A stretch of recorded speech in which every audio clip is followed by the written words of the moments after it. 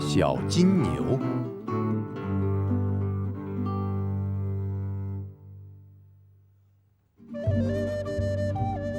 从前有一个国王和一个王后，他们有一个英俊的儿子和一个美丽的女儿。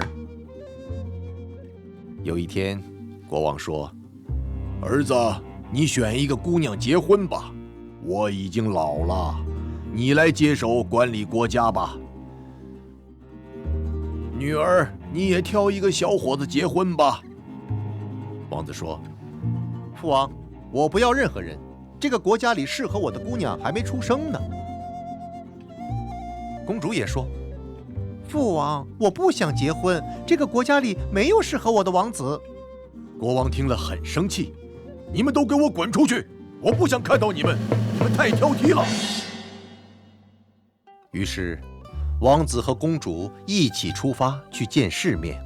他们穿山越岭，走了很多路，感到很疲倦，就在一棵树下休息。随后，他们就睡着了。公主先睡醒：“哥哥，你听我说，我在梦里看到什么了？”“是什么？你快说。”“我梦见这棵树有神奇的魔力，只要从树上摘下一片叶子，然后贴到病人的额头上，病人的病就会好。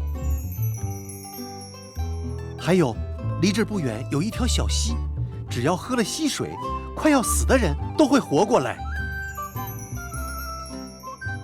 我们试试吧。”很快，他们摘了很多叶子，装满了背带。公主拿着水壶，找到了小溪，把水壶装满，然后他们就上路了。他们走啊走啊，到了另外一个国家，那里每个人都穿着黑色的衣服。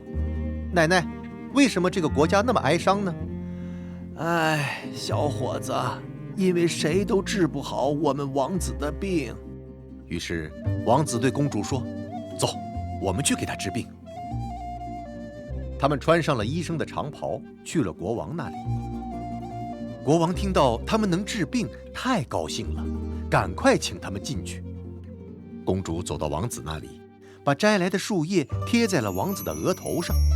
就在此时，王子向上瞥了一眼，两个人的眼神交集在一起，都露出了笑容。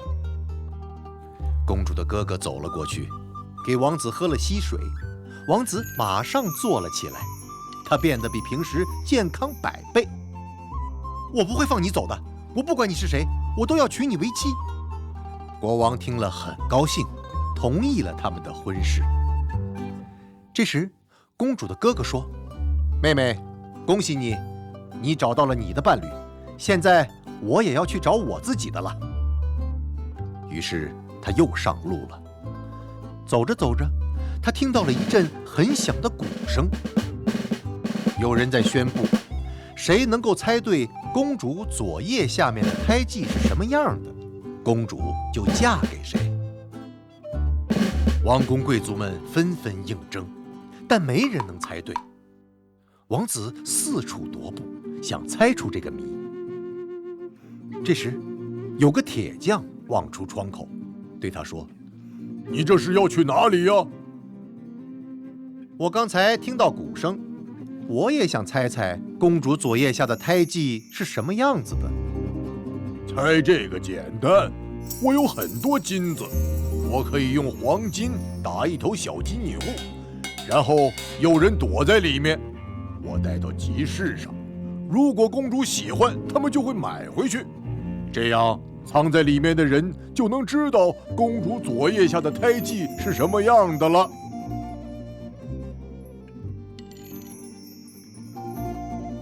那么，我就躲在里面，怎么样？”王子说：“好吧，成交。”早上，王子藏到了小金牛里面。他们把小金牛放在集市最显眼的位置。国王和公主路过那里，哦，父王，你帮我买这个吧，摆在我的房间多漂亮啊！国王经不住公主的软磨硬泡，把小金牛买了下来。他让人把小金牛放到了公主的房间。到了晚上，公主脱下了衣服，躺下睡觉。王子觉得她已经睡着了，就打开小金牛侧面的门，爬了出来。他慢慢走到公主身边，偷偷地看公主左腋下面的胎记。他看到是什么样的了，那里有星星、月亮和太阳。王子高兴地笑出声来，把公主给吵醒了。公主发现房间里有陌生人，吓得尖叫起来。王子不假思索，很快抱住了她。安静，别让人知道我在这里。然后他们在那里谈了一会儿，他们达成一致，让人把小金牛送回铁匠那里。早上，国王来了。